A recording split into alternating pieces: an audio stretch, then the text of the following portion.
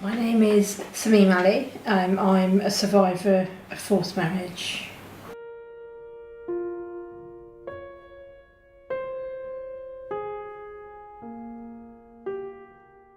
I was raised in a children's home from 6 months old until I was 7.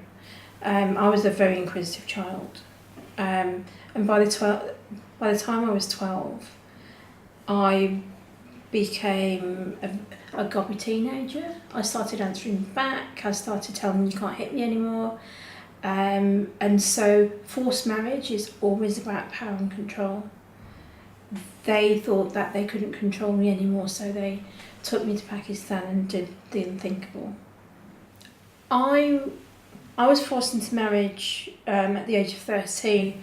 My mother brought me back to the country at the age of 14. I was pregnant at the time. I gave birth to a baby boy in this country. There was involvement from the midwives, nurses and everybody, but nobody batted an eyelid. Nobody even asked me any questions at all. They forced me into this marriage.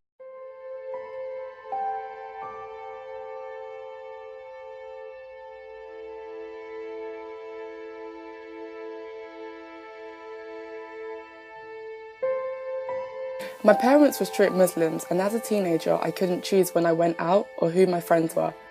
I wasn't a rebel, I just wanted an independent life like the girls I saw on TV. I tried to disappear. I first travelled to Dundee and then to London, where I signed on as a homeless person. But every time I moved, my uncles tracked me down and threatened to kill me if I didn't go back to my parents. I was exhausted and had nowhere to run.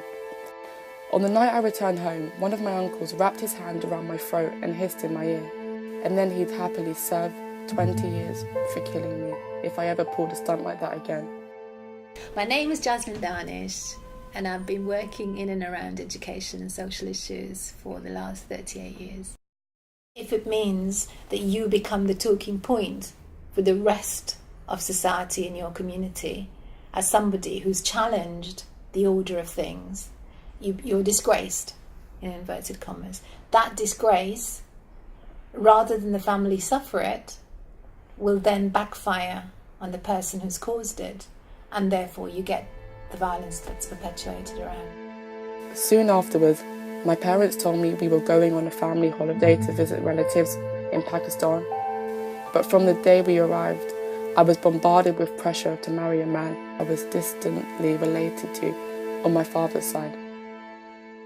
In my culture, girls are taught from the age of, a very small age that, you are the honour of the family. And so you're actually raised with that in your head. You don't do anything that will shame the family. And if you do, then, you also know the consequences. Young people who've had marriages arranged and maybe don't want to go down that route have to battle against expectations, social pressure, what's expected of them, their sense of morality and duty, and also keeping everybody happy. So whether they're bullied into it or simply persuaded into it through lots of emotional blackmail, that's what happens. I never laid eyes on this man till the ceremony, and on our wedding night, he raped me. When I told my mother the next day, she just told me that it's the man's prerogative if he wants to have sex. He became more and more controlling and violent towards me. I was forced to dress in a hijab and behave like a good Pakistani housewife, even though I was tired from going to work every day. Once again, I felt the need to flee from my own home after another violent row with my mum, despite all I had told her. She said that I had an ultimatum. I had to make my marriage work or get divorced and marry an older man. I'll never forget my own mother saying to me, "You're damaged goods now, no one will want you." They think they're doing the best for the girl child. And to have yourself dishonoured is worse than the fate that awaits the girl, because your thinking is that is not going to happen. You're doing what you think is going to be best. That night, I tried to commit suicide. I slashed my wrists across, the way they show it on TV dramas, and I just sat there, crying.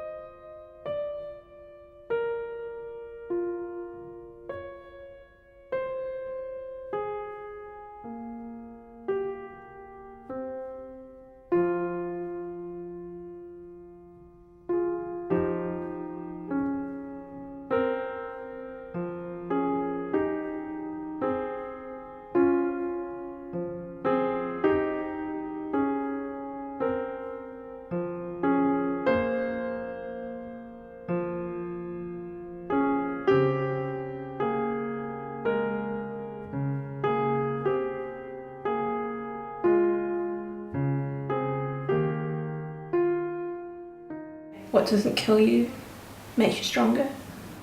That's exactly how I became. I became a strong person who, you know, a protective mother and a guardian.